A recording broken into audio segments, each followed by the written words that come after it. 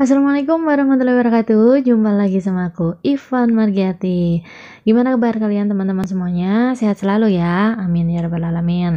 Nah, di kesempatan kali ini kita lanjut untuk membahas tentang soal-soal seleksi kompetensi bidang bagi teman-teman yang daftar dengan kualifikasi jurusan perpustakaan. Baik untuk teman-teman yang daftar jabatan pustakawan mahir, pustakawan ahli, pengelola perpustakaan, pengadministrasi perpustakaan, pengolah bahan pustaka, pengolah bahan pustaka elektronik. Nah, banyak banget ya teman-teman ternyata tentang jabatan perpustakaan. Nah, berdasarkan pengalaman-pengalaman yang sudah kita sharing aja ya teman-teman, untuk soal-soalnya juga sekitar perpustakaan. Tapi untuk teman-teman yang daftar di jabatan pengolah bahan pustaka elektronik, ada yang sharing juga kemarin bahwa dia dapat soal tentang kearsipan juga. Jadi tergantung jabatan yang teman-teman lamar ya. Yuk langsung aja kita lanjut untuk membahas soal-soal seleksi kompetensi bidang bagi perpustakaan bagi teman-teman yang daftar CPNS maupun P3K di tahun 2021 ini. Tapi buat teman-teman yang baru menemukan channel aku dan belum klik tombol subscribe nih, silahkan teman-teman klik dulu ya supaya aku makin semangat bikin video untuk teman-teman semuanya. Silahkan teman-teman like, silahkan komen jika ada pertanyaan, dan share ke teman-teman yang lain supaya lebih banyak orang yang mendapatkan manfaat dari video ini. Langsung aja kita lihat untuk soal yang pertama. Tujuan restorasi dokumen dalam suatu lembaga kearsipan atau perpustakaan adalah titik-titik. A. Menyehatkan ruangan. B. Mempermudah penemuan kembali informasi. C. Menyelamatkan nilai fisik. D. Menyelamatkan nilai informasi. Atau E. Melindungi dokumen atau arsip. Tujuannya adalah yang C. Menyelamatkan nilai fisik. Jadi teman-teman tahu nggak nih, restorasi itu apa? Restorasi itu adalah tindakan perbaikan bahan perpustakaan yang mengalami rusak parah agar kembali pada kondisi semula. Jadi restorasi itu dilakukan pada bahan pustaka yang sudah rusak parah ya teman-teman. Jadi antara preservasi, konservasi, restorasi itu berbeda. Teman-teman harus bisa membedakan itu. Sekarang kita lanjut soal nomor 2. Lembaga yang memberikan bantuan dana kepada Indonesia dalam bidang pelestarian dokumen adalah titik-titik. A. IFLA atau International Federation of Library Association. B. IIC atau The International Institute for Conservation of Historic and Artistic Work. C. PDII LIPI. D. Ford Foundation atau E. UNESCO. Jawaban yang tepat adalah yang D. Ford Foundation. Oke, semangat. Soal nomor 3. Bahan pustaka dilindungi dari serangan serangga, manusia, jamur, matahari, air, dan sebagainya merupakan fungsi pelestarian titik-titik. A. Fungsi melindungi. B. Fungsi pengawetan. C. Fungsi kesehatan. D. Fungsi sosial. Atau E. Fungsi keindahan. Jawabannya yang mana nih teman-teman? Oke, jawabannya adalah yang A. Fungsi melindungi. Soal nomor 4. Pentingnya pustakawan memiliki pengetahuan mengenai pelestarian bahan pustaka yaitu titik-titik. A. Banyak faktor kerusakan koleksi. B. Bahan pustaka bisa rusak dengan sendirinya. C. Adanya ledakan informasi. D. Meningkatnya polutan dalam udara. Atau yang E. Semakin banyak biota perusak koleksi.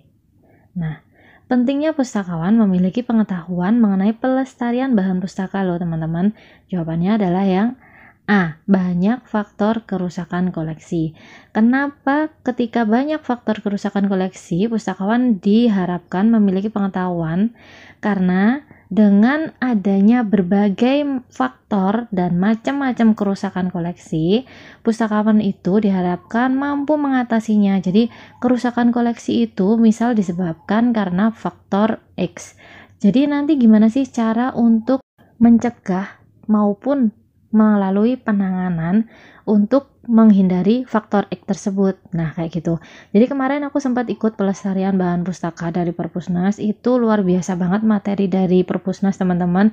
Suatu saat nanti teman-teman bisa ikut diklat. Silahkan teman-teman ikut diklat pelestarian.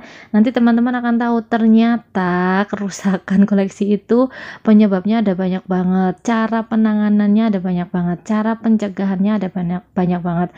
Jadi ibaratnya buku rusak di Perpusnas itu benar-benar mendapatkan perawatan yang maksimal. Jadi bagaimana caranya buku itu bisa dimanfaatkan lagi oleh masyarakat kayak gitu, teman-teman.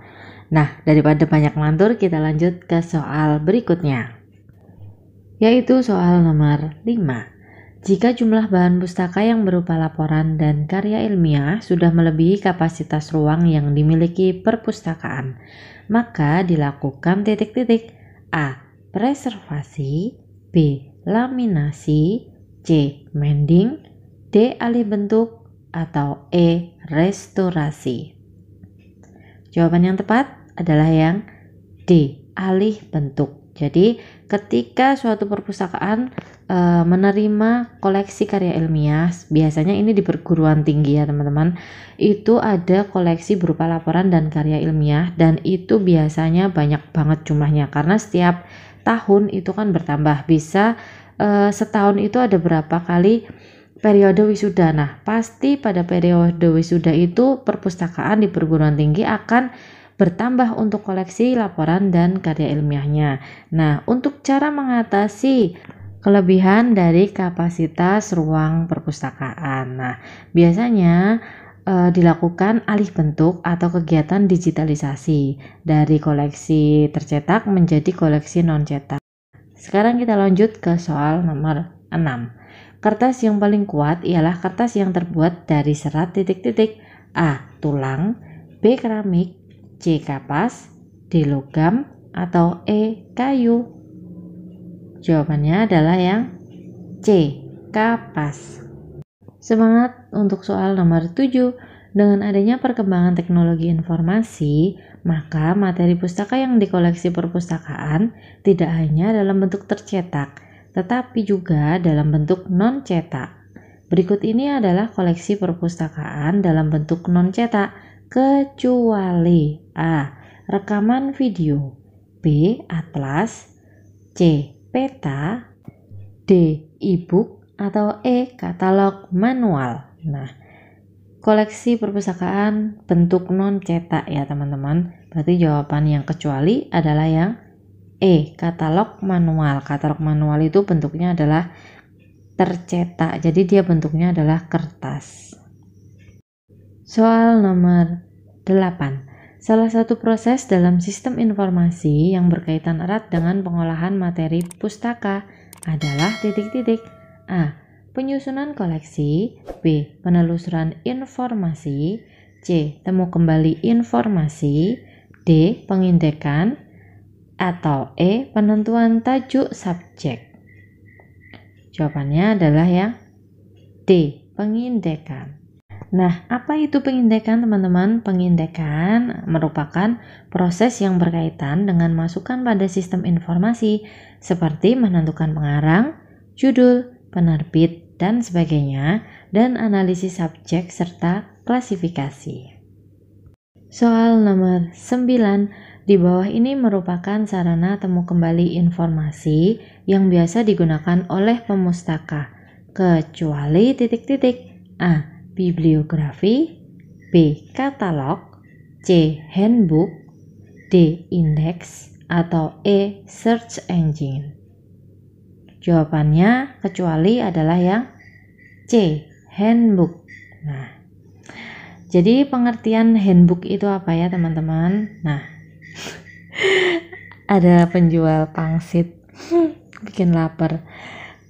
Pengertian dari handbook itu adalah buku pegangan atau biasa disebut handbook.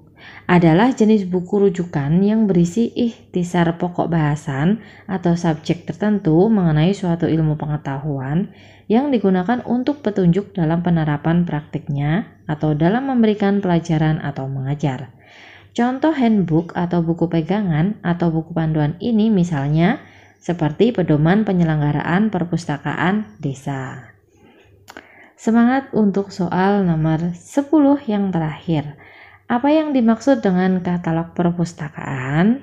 A. Hasil dari bagian katalogisasi. B. Sarana bantu perpustakaan. C. Sarana temu kembali informasi hasil kegiatan pengindekan. D. Informasi mengenai buku-buku terbaru. Atau E. Informasi mengenai identitas koleksi. Jawabannya adalah yang C. Sarana temu kembali informasi hasil kegiatan pengindekan.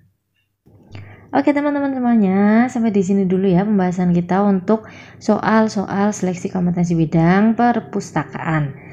Untuk teman-teman yang daftar di bidang perpustakaan, silahkan belajar di video-video aku sebelumnya. Jangan hanya belajar di video aku yang terbaru aja, karena di video sebelumnya banyak banget materi yang sangat bermanfaat untuk teman-teman semuanya, sangat bermanfaat untuk menghadapi tes seleksi kompetensi bidang teman-teman semuanya.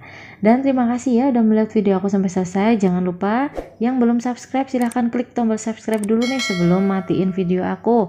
Dan terima kasih udah melihat sampai selesai. Semoga bermanfaat untuk teman-teman semuanya. Assalamualaikum warahmatullahi wabarakatuh. Bye.